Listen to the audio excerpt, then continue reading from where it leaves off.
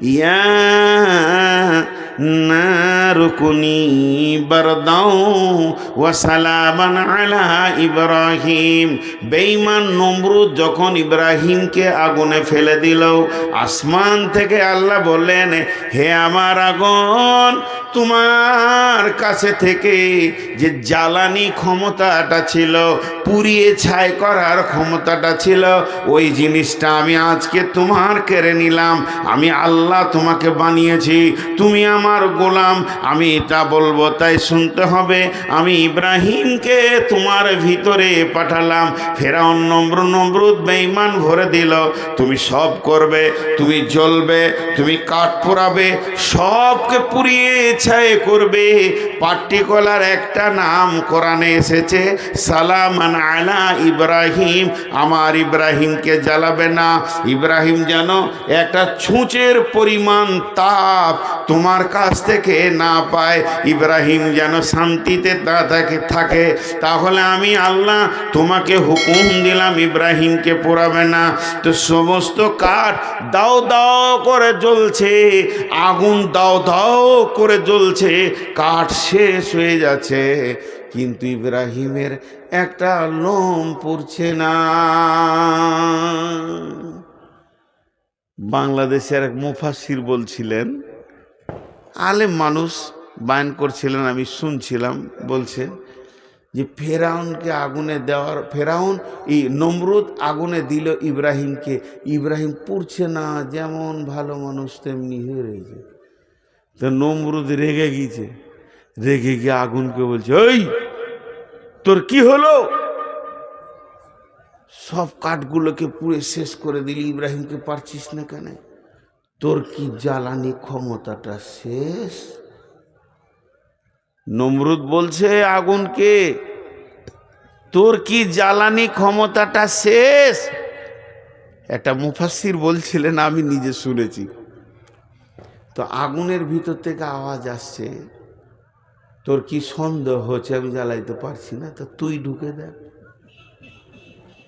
ওটা আমার আল্লাহ আমাকে কাবু রেখেছে, তোর সন্দেহ হলে তুই ঢোক, পাওয়ার মেপে চলে যাবি কত আছে। তো আগুন এখান থেকে একটা অংশকে আল্লাহ আলাদা করলেন। আর একটা উদাহরণ কেমন, এই উদাহরণটা একটু ডিপলি, খুব সূক্ষ্ম মিজাজে বুঝতে হবে। মাথাতে একটা ছবি নিয়ে আসেন, একদিকে রাসূলুল্লাহ সাল্লাম হাতে প্রদীপ নিয়ে আছে, গোটা আপনাদেরকে ডাকছে, এসো এসো আমার কাছে আলো লাও, রাস্তা দেখো। এই রাস্তা, আলো বলতে কোরআনের আলো, রাস্তা বলতে জান্নাতের রাস্তা, দুটো মাথায় রাখবেন। এই আলোটা দুনিয়ার এই আলো নয়, ভাত মুড়ি খাবো গুলো দেখবো ওই আলো নয়। এসো, এই যে আমার কাছে আলো লাও আর রাস্তা দেখো, ঠিক জায়গায় পৌঁছে যাবে। আবু জাহেলের দল রসুলের বিরুদ্ধে আর একটা আগুন ওই দিকে জ্বেলে দিলে, সেই আগুনটা কি? যেমন আমাদের এখানে আছে মার্ক্সবাদ, গান্ধীবাদ, গীতাঞ্জলি, কার্ল মার্ক্সের বইটার নামটা দাস ক্যাপিটাল। মানে সমাজকে এরা আলো করবে, সমাজকে এরা, ভারতের যে আইন, বিদেশি আইন, মানুষকে মানুষ সোজা রাখার জন্য যে আইনগুলো তৈরি করেছে, এটা আল্লাহকে বাদ দিয়ে যে আইনগুলো হয়েছে, এটা একটা প্রদীপ। কার্ল মার্ক্সের যে বইটা আছে দাস ক্যাপিটাল, ও চেয়েছে আমি সমাজকে আলো দিব, আর আল্লাহ পাঠিয়েছেন নবী মোহাম্মদের হাতে এইটা। তো দাস ক্যাপিটাল একদিকে আর এইটা একদিকে, এই আলোতে আপনাকে দেখে জান্নাত দেওয়া হয়েছে, আর ওরাও আলো জ্বেলেছে, ওরা আলো জ্বেলেছে, এসো তোমাদেরকে শান্তি দিব, পথ দিব, হেদায়েত দিব, এমন শান্তি দিব, শান্তি আর শান্তিতে থাকবে। আল্লাহ ওদের জন্য বলছেন, কি বলছেন? মাসালুল্লাযীনা কাফারু কামাসালুল্লাযীনা কাফারু মাসালাহুম কামাসালিল্লাযীনা তাওকাদা নারান ফালাম্মা আদাআত মা হাওলাহু। আল্লাহ বলছেন আমি মিসাল দিছি ওইটা। এবার আগুনের ওপরে মিসাল মনে করেলেন রসুলের কাছে একটা প্রদীপ আছে, আর এখান থেকে আপনি মসজিদ পর্যন্ত যাবেন, ঘুটে অন্ধকার রাস্তা, মসজিদ যেতে চাইছেন পেছেন না, আর নবী মোহাম্মদ সাল্লাল্লাহু আলাইহি সাল্লাম এখানে আছেন। আপনি এসে বললেন নবীজি গো আমার প্রদীপটা জ্বালিয়ে দেন, নবীজির প্রদীপটা দিয়ে দিলেন, আপনারটা জ্বলতে শুরু করলো। আপনি দেখে দেখে মসজিদে যাচ্ছেন। এইটার জন্য আল্লাহ বলছেন এই প্রদীপে তুই লাগাবি, তোর প্রদীপ জ্বলে যাবে, আঁধার সরে আলো হয়ে যাবে। আগুনের ভিতরে গুণটা আছে, তুই মসজিদে চলে যাবি। ডান দিকে ওই পাশে আবু জাহেল আলো জ্বালিয়ে দিয়েছে, দাস ক্যাপিটাল আর রবীন্দ্রনাথের গীতাঞ্জলি এনে দিয়েছে। বলছে কোরআন পড়তে হবে না, ওর কাছে যেতে হবে না, ওটা বহুত পুরাতন কথা। কালা আসাতিরুল আউয়ালিন, ও আর রাস্তা দিতে পারবে না। এই যুগে যেমন চলতে গেলে যা আইন করতে হয় আমরা করেছি। এরা প্রদীপ জ্বালিয়েছে, আলো জ্বালিয়েছে, মনে করলেন একটা টায়ারকে নিয়ে এসে আগুন ধরিয়ে দিয়েছে, দাও দাও করে জ্বলতে শুরু করেছে। মানুষ ওই আগুনটা দেখে তার কাছে গেছে, এটাও তো আগুন রে, এই আগুন চলি খানি নিয়ে নিলাম। এবার রাস্তা দেখছে, মাসালুহুম কামাসালিল্লাযিস তাওকাদা নারান ফালাম্মা আদাআত হাওলাহু। ওই আগুনের কাছে যখন সবাই গেল, বেঈমানের আগুনের কাছে, রসুলের আগুনের কাছে যতজন এলো, রাস্তা পেয়ে গেল, মসজিদ যেতে শুরু করেছে, ওরা ফজরের জামাত ধরবে, এশার জামাত ধরবে। কিন্তু বেঈমানদের আগুনের কাছে যারা গেল তাদের সম্পর্কে আল্লাহ বলছেন, যখন তারা ওই আগুনের কাছে পৌঁছালো, আল্লাহ বলছেন যাহাবাল্লাহু বিনূরিহিম ওয়া তারাকাহুম ফি যুলুমাতিল লা ইবসিরুন। ওই আগুনের কাছে পৌঁছালো।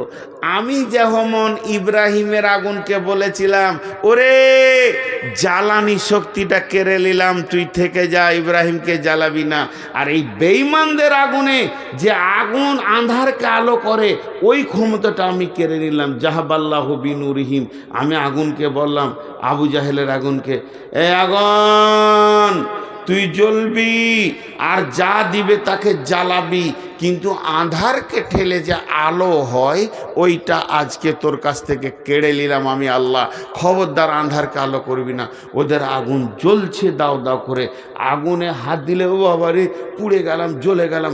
আগুন তো ঠিক আছে, কিন্তু আঁধারই আছে, আলো নাই। একটা কথাই বুঝে নেবেন, সৌদিতে আজও কোরআনের আইন আছে। 100 ভরি সোনা পরে মেয়েরা রাত 12টায় মসজিদে নামাজ পড়ে চলে যাচ্ছে। আর আমেরিকায় আজ কোরআনের আইন নাই। 6 বছরের মেয়ে ধর্ষিতা হচ্ছে, কি বলে স্টিপসিং নাকি ফাইল খুলে দেখেন, ইভিস্টিং ফাইল খুলে দেখেন।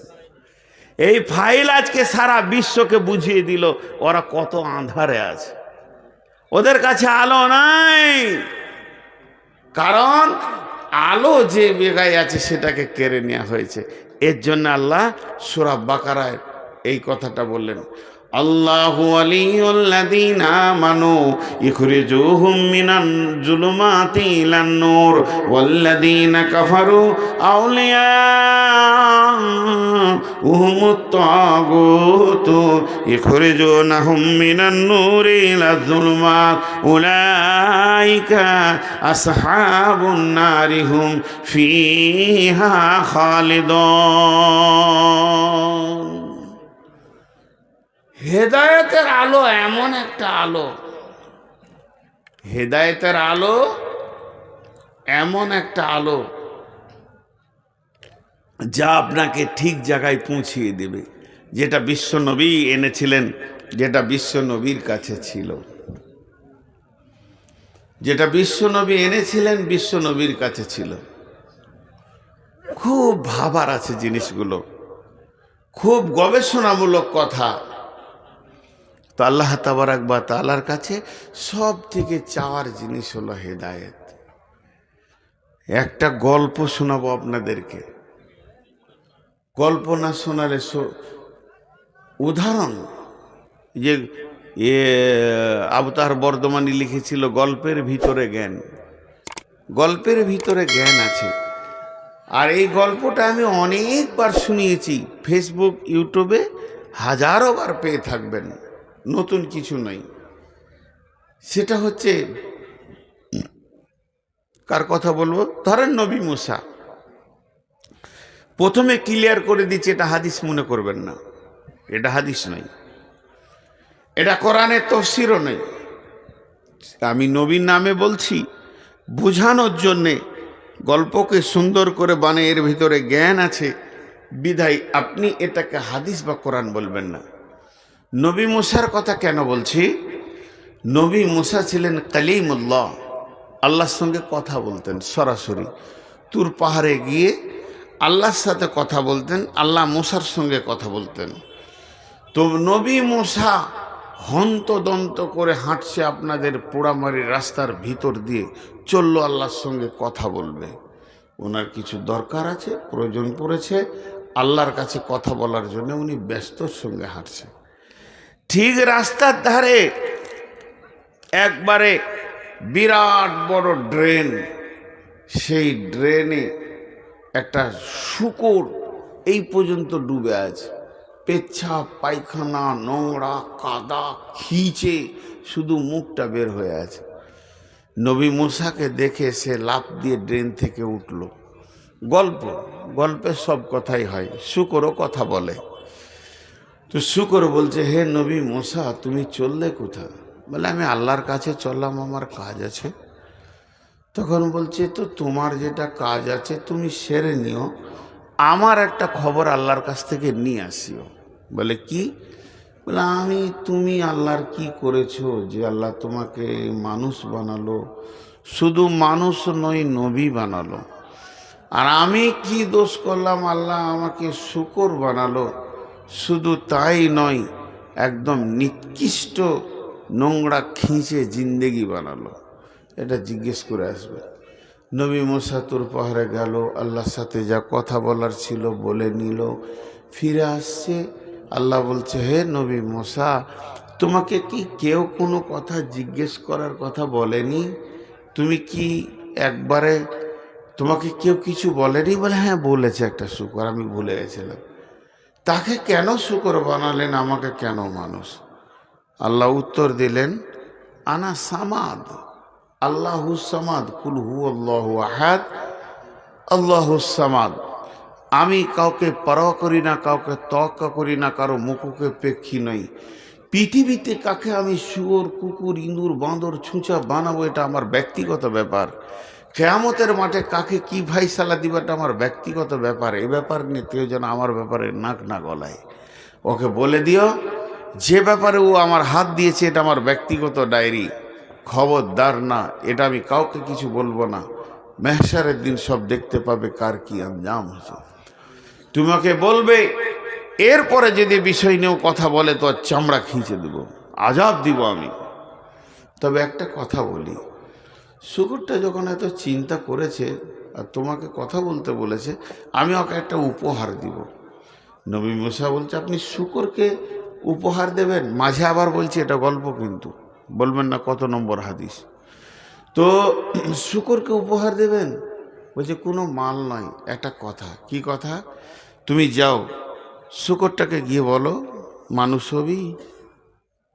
বেশি কথা হলে একটা কথা, মানুষ হবি? ও বলবে হ্যাঁ, কিংবা বলবেন না। ও যদি হ্যাঁ বলে, তুমি নবী হিসেবে আমাকে বলবে রব্বানা, আর কিছু বলতে হবে না, হে আমার প্রভু। ও রাজি হয়ে গেছে। তা আমি ওকে 1 সেকেন্ড লাগবে না, সুন্দর সুশ্রী মানুষ বানাবো। আর মানুষ বানিয়ে ছেড়ে দিব না, আরও একটা কথা দিচ্ছি আমি তোমার সঙ্গে, ও যা চাইবে আমি তাই দিব। ও যা চাইবে আমি তাই দিব। পৃথিবীর সেরা রাজনীতিবিদ বানাবো, পৃথিবীর সেরা ধনী বানাবো, জমি জায়গা পুকুর বাগান যা চাইবে তাই দিব, পাম্পের মালিক বড় বড় বাসের মালিক যা চাইবে তাই দিব, ওর জায়গা থাকবে চাঁদে পর্যন্ত, পৃথিবী তো দূরের কথা, যা চাইবে তাই দেবো, সোনা দানা, বিবি দিব, বউ দেবো, ছেলে দেব, বেটি দেব, জামাই দেব, নাতি পোতাতে ঘর ভরে দেব, ওকে যা চাইবে তাই দিব। একটা জিনিস দিব না, মাথা ঠুকলো, হেদায়াত। বলছে ঠিক আছে। শুকরটার কাছে যখন নবী মুসা ফিরে যাচ্ছে, শুকরটা উঠে দাঁড়িয়েছে, কিছু খবর? বলছে ওই রকম প্রশ্ন আল্লাহকে করিস না, আল্লাহ রেগে গেছে। তাই নাকি? বল হ্যাঁ, তোকে আজাব দেবে, তোবা করে লে। তবে শোন, তোকে একটা উপহার দিয়েছে। কি লিবি? হ্যাঁ, তা আল্লাহ দেওয়া উপহার লুব না? তাহলে শোন, তুই খালি মানুষ হবি নাকি বল। তুই মুখে একবার বলবি হ্যাঁ আমি মানুষ হব, আমি আল্লাহকে দরখাস্ত দিব, শুধু বলবো রব্বানা, মাবুদ রাজি হয়ে গেছে, তোকে সেকেন্ডের মধ্যে মানুষ বানিয়ে দেবে। আর মানুষ যখন তুই হয়ে যাবি, তোর জবান দিয়ে আল্লাহর কাছে যেটা চাইবি সেটা আল্লাহ দেবেন, ও আদা করে দিয়েছেন। জমি জায়গা গাড়ি বাড়ি পুকুর বাগান অট্টালিকা ফ্ল্যাট বাসা টাকা পয়সা, রাজনীতিবিদ হবি ধনী হবি, পৃথিবীর সেরা ধনী বানাবে, তোকে কোনোটা আল্লাহ না বলবে না। তুই চেয়ে যাবি দিয়ে যাবে, চেয়ে যাবি দিয়ে যাবে, চেয়ে যাবি দিয়ে যাবে, কিন্তু মাথা ঠুকে মরে গেলেও তোকে হেদায়াত নামে বস্তুটা দেবে না। যে বস্তুটা দিলে মানুষ দিনের রাস্তা পাবে, আল্লাহ পাবে, জান্নাত পাবে, জাহান্নাম থেকে মুক্তি পাবে, ওই রাস্তাটা খালি দেবে না, বাকি যা চাইবি তাই দেবে। এবার শুকরটা জবাব দিয়েছে, হে নবী মুসা, থাক থাক থাক, হে নবী মুসা থাক থাক, আমার জন্য দোয়া করতে হবে না, আমি মানুষ হতে চাই না। বেঈমান বেঈমান মানুষ হওয়ার থেকে, বেঈমান মানুষ হওয়ার থেকে আমি শুকর অনেক গুণে ভালো। যে মানুষের মতো জিন্দেগি পেল, মসজিদের দরজা পেল না, জমি জায়গা পুকুর বাগান পেল, মসজিদের দরজা পেল না, ওই লোকটা থেকে আমি শুকরটা অনেক গুণে ভালো, আমার জন্য দোয়া করতে হবে না।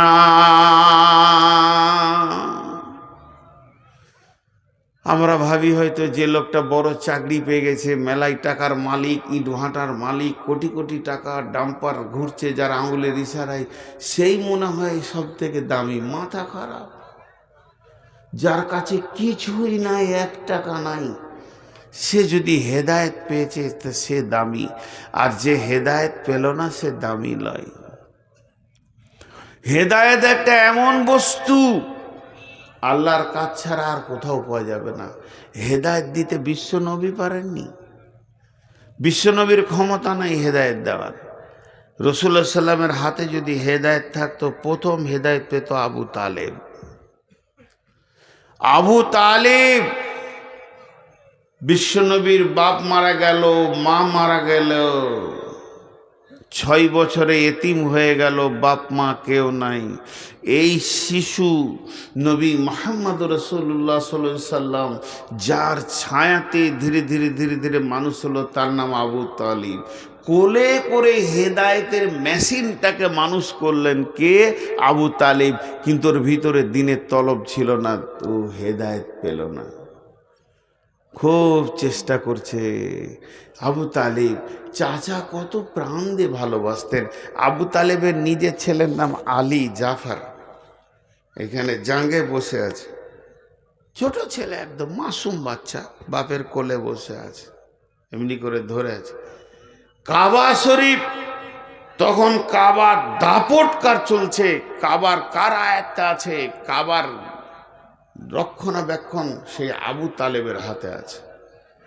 বিশ্বনবী ছোট শৈশব কৈশবের ছেলে, আস্তে আস্তে চাচার দিকে এগিয়ে যাচ্ছে, মা নাই বাপ নাই।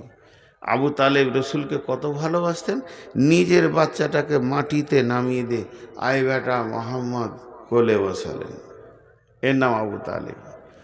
বিশ্বনবীকে যখন পাথর মারা হয়, যে লোকটা সিংহের গর্জন দিয়েছিল সে হচ্ছে আবু তালেব। কে মেরেছিস? আমার ভাতিজার গায়ে কে হাত দিয়েছিস? আমি এখনো বেঁচে আছি, মরি নাই।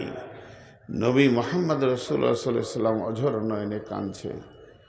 আবু তালেব বারবার বলছে, বেটা মোহাম্মদ, তুই একবার বল তোকে কে মেরেছে, তুই একবার তার নামটা বল, আমি কথা দিচ্ছি তার বংশ বুনিয়াদকে আরবের মাটিতে রাখবো না।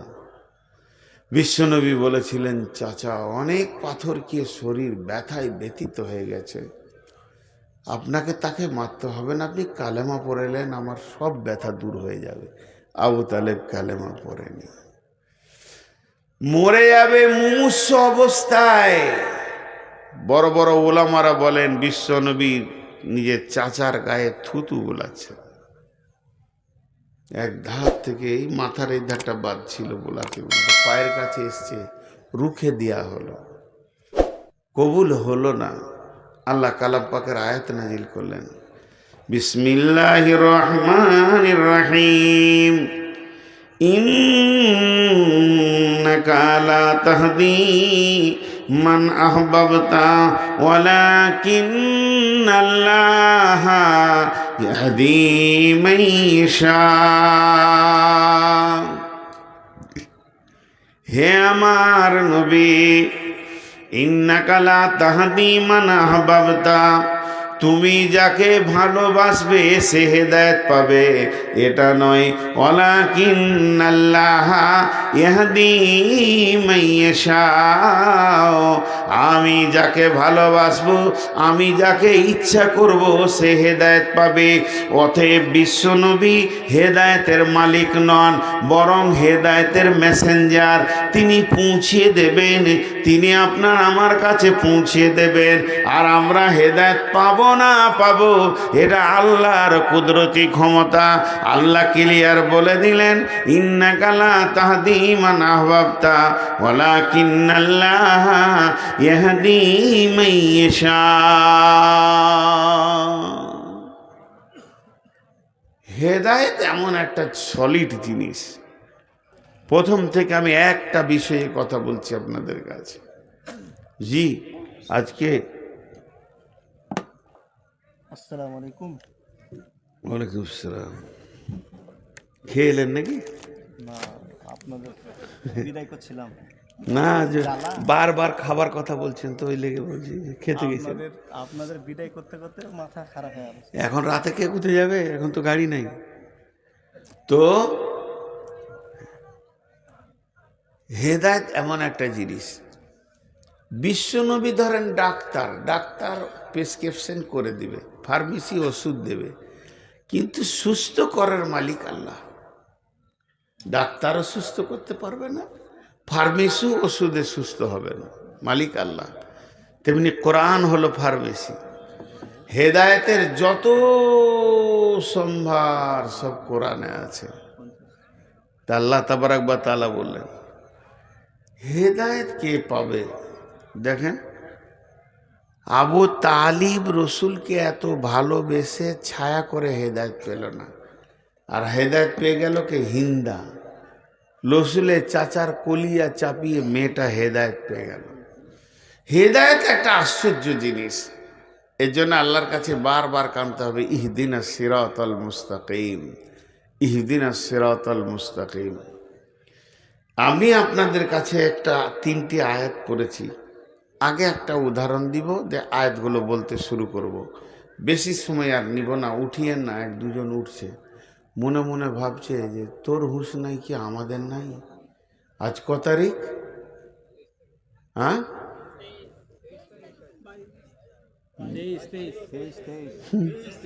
এখনো মাথা ঠিক নেই। কেউ বলছে 22, কেউ বলছে 23, বলছে মৌলবীদের ভিতরে কেন অত মতান্তর হয়। এই 23 তারিখ। আজকে আমার জালসা আছে উমরাপুর, শাহজাদপুর, ধুলিয়ান। এখানে বকাটা ঠিক হবে না, তাও খানিক চালিয়ে দিই, একটু ধৈর্য ধরেন। এই উপকরণগুলো আপনাদের হাতে তুলে ধরি। কথাটা হচ্ছে, এখন লাইভ লোকেশনের যুগ এসছে মোবাইলে। আমি এখন যাব ধুলিয়ান, ধুলিয়ান লিখে দিব, সুইচ আছে মেরে দিব, আলতো আছে টিপে দিব, সঙ্গে সঙ্গে রাস্তা দেখাবে, ডান দিকে চলেন বাঁ দিকে চলেন, লালগোলা হয়ে ঘুরে ধুলিয়ান নিয়ে চলে যাবে। কিন্তু এক যুগে এই লোকেশনটা যখন ছিল না, তখন লোকেশন নিতে হতো কেমন করে। আমি তো নিয়েছি যখন মোবাইল ছিল না, বিহারে গেছি, হাজি বাড়ি যাবো কী করে, বলে দিত আপনি এখান থেকে যাওয়ার পর একটা মোড় পাবেন, মোড়টার নাম এই, ডান দিকে ঘুরবেন, তারপর একটা মোড় পাবেন, এই নাম ওই নাম। এদিকে পরিচিত জায়গার কথা বলি, আমি যাব শিলিগুড়ি, তা আপনারা বলবেন এইদিকে চলে যান সোজা, হাই রোডটা পেয়ে যাবেন, ওই জায়গাটার নাম উমরপুর, ডান দিকে ঘুরবেন, ঘোরার পর পাবেন অজগরপাড়া, তারপরে পাবেন কি একটা টোল পাবেন, টোল পাওয়ার পর চাঁদের মোড়, সাজুর মোড়, ধুলিয়ান, ফারাক্কা। তাহলে রাস্তা ঠিক আছে। এইটার পরিবর্তে যদি আপনি পান মোরগ্রাম, তারপরে আপনার কিনা রতনপুর, বহরমপুর, বেলডাঙ্গা, তাহলে রাস্তা ভুল হয়ে গেছে। তখন গাড়ি দাঁড় করিয়ে আবার এই মোড়গুলোতে যেতে হবে।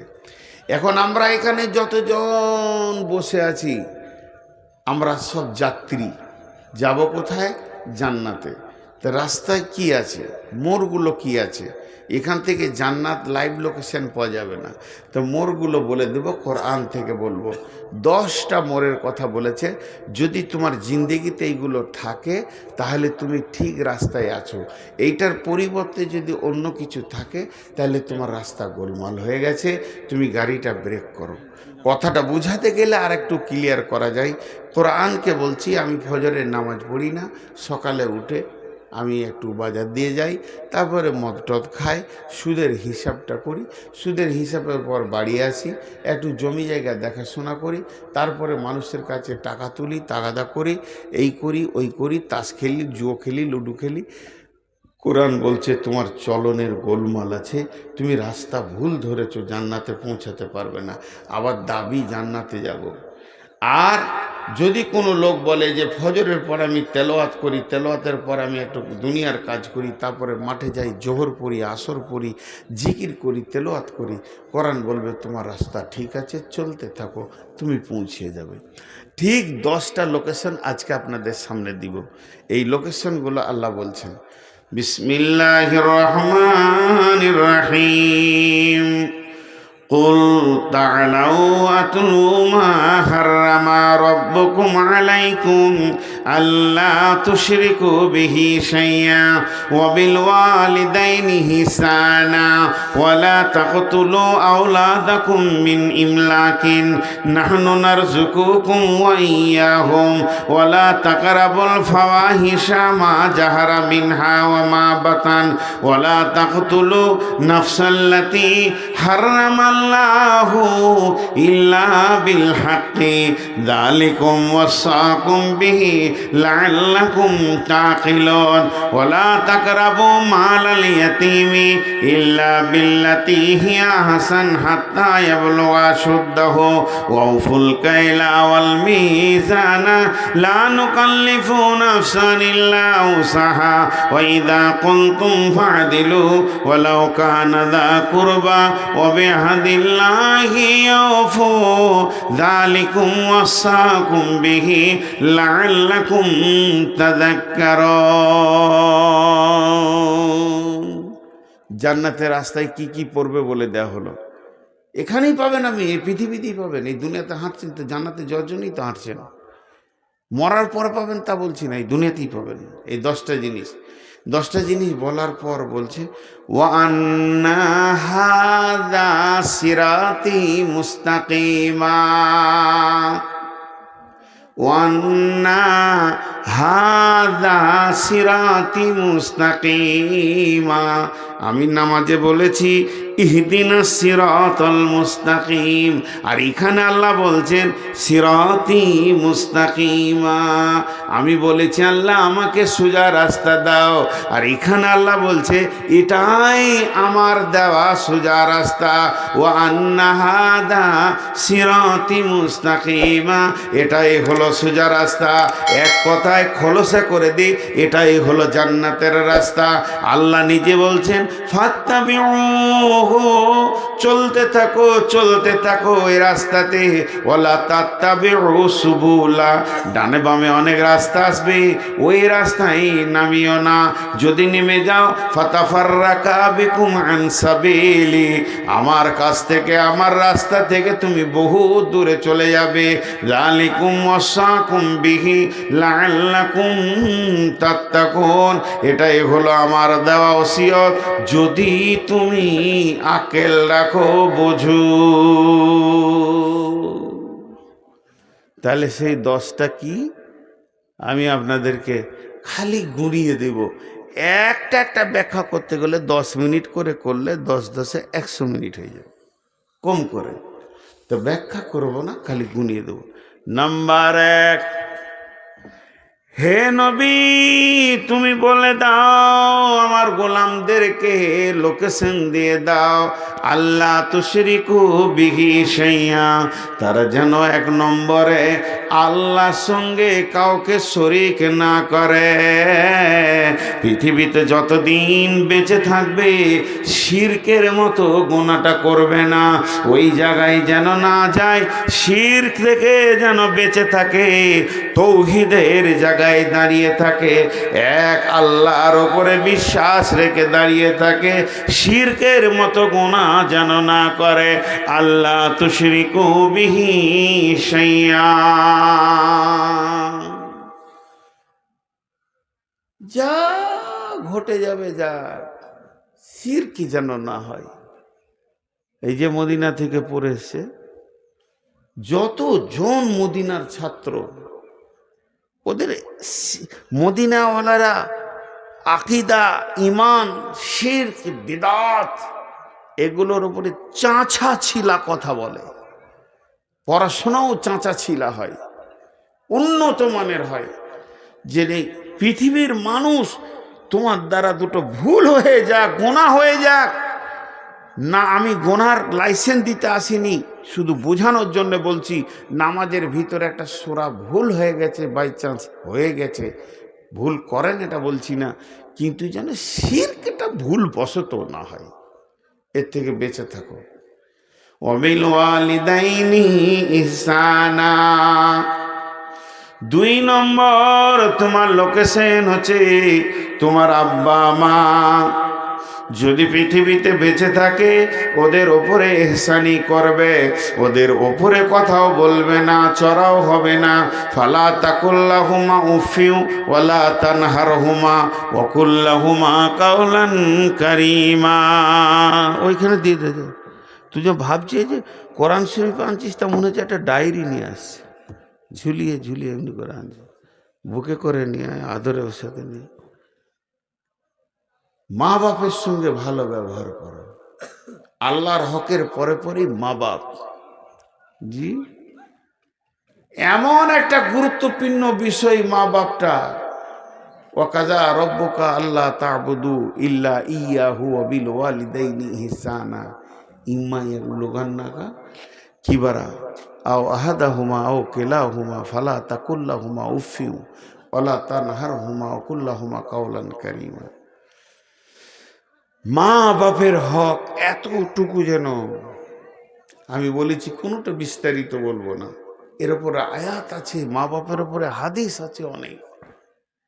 সারা জীবনে বাপের হক কেউ মিটাতে পারবে না, মায়ের হক কেউ মিটাতে পারবে না।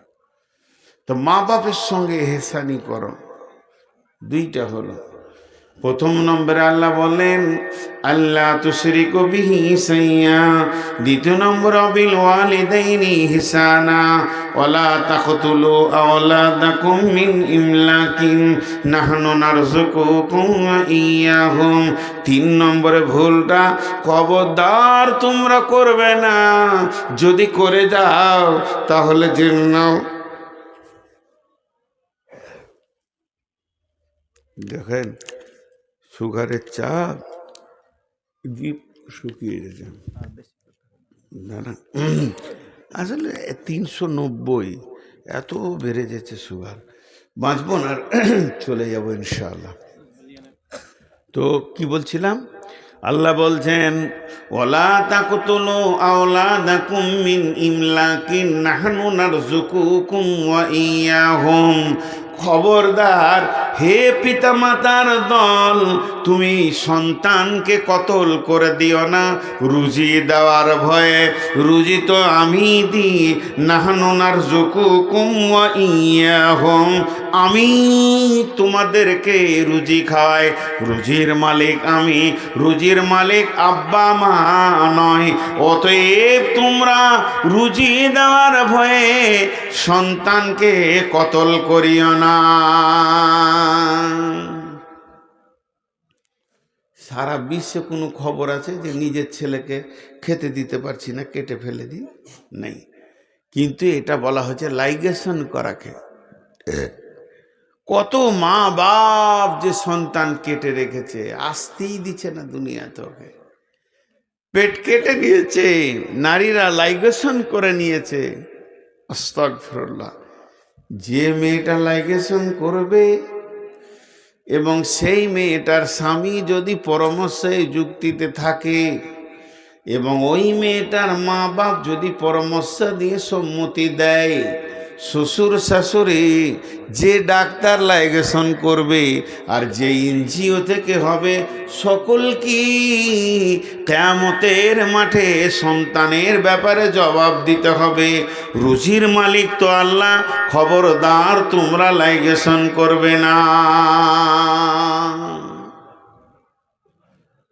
3 নম্বর।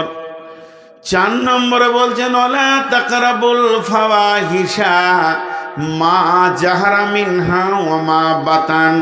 ওয়ালা তাকরাবুল ফাওয়াহিশা মা জাহারা মিনহা ওয়ালা বাতান।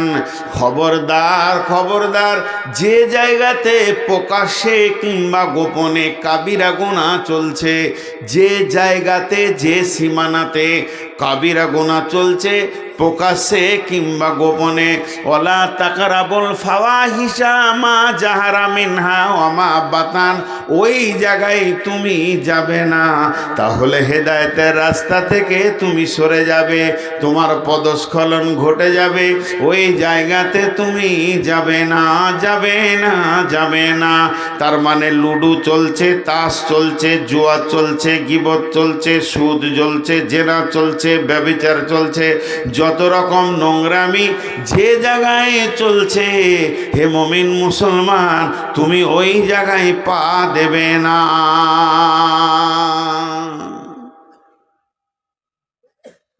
বলতে বলতে আমার এলাকার একজন আলিম বলছেন, ভালো আলিম, মাদানী মানুষ, ব্যাংকেও মুমিনদের দাঁড়ানো যাবে না, প্রকাশ্যে সুদ চলছে, ওই জায়গায় দাঁড়ানো যাবে না এই আয়াত হিসেবে। কিন্তু আমরা যে দেশে বাস করছি, কোনো রকম টেনে টুনে ফতোয়াতে একটা ব্যাংকে বই রাখা যায় উইদাউট সুদ, কারেন্ট অ্যাকাউন্ট, তার বেশি কিছু। ব্যাংকে যে বেশি সময় কাটানো যাবে না, কাজ সেরে পালিয়ে আসতে হবে যান ছিট ফিটিয়ে। প্রকাশ্য সুদ চলছে সেখানে। আল্লাহ বলছেন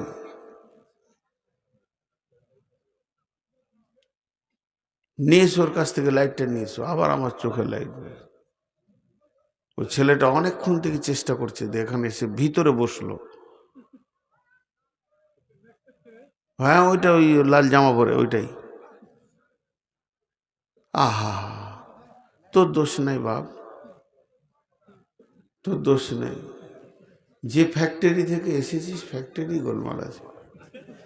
তোকে তালিম দেয়নি, তোকে তোর মা বাপ শিখেছে জালসায় যাবি দে বক্তার চোখে লাইট মারবি। ভালো বাপের ছেলে লস, মাও তালিম দেয়নি। তো ওই জায়গায় তুমি যেও না। 4টা হলো, ওয়ালা তাকতুলু নাফসাল্লাতী হারামাল্লাহু ইল্লা বিল হাক্কি। ওয়ালা তাকতুলু নাফসাল্লাতী হারামাল্লাহু ইল্লা বিল হাক্কি। খবরদার, মানুষ হয়ে মানুষ কতল করবে না। একটা মানুষকে কতল করা, বিশ্ব মানুষকে কতল করা বারবার। কোনো মানুষকে তুমি কতল করবে না। আল্লাহ আবার এখানে বলেছেন ইল্লা বিল হক, মানে হকের সঙ্গে কতল করা যাবে। তার মানে কোরআনের ফয়সালাতে তিনজনকে কতল করা যায়। একটা হলো কতলের পরিবর্তে কতল, 2 নম্বর হলো দিন ইসলাম ছেড়ে দিয়ে অন্য দিনে চলে গেছে মুরতাদকে কতল, 3 নম্বর হলো বিয়ের পর জেনা ব্যভিচার করলে তাকে তুমি রজম করো। তাহলে কতলের পরিবর্তে কতল। এই জন্যে ইল্লা বিল হাক্কে বলেছে। ঝগড়া মারামারি, জমি জায়গা বাগান পুকুর লাঠালাঠি, মানুষ হয়ে মানুষকে মার্ডার করবে না। তাহলে 5টা বলা হয়ে গেল।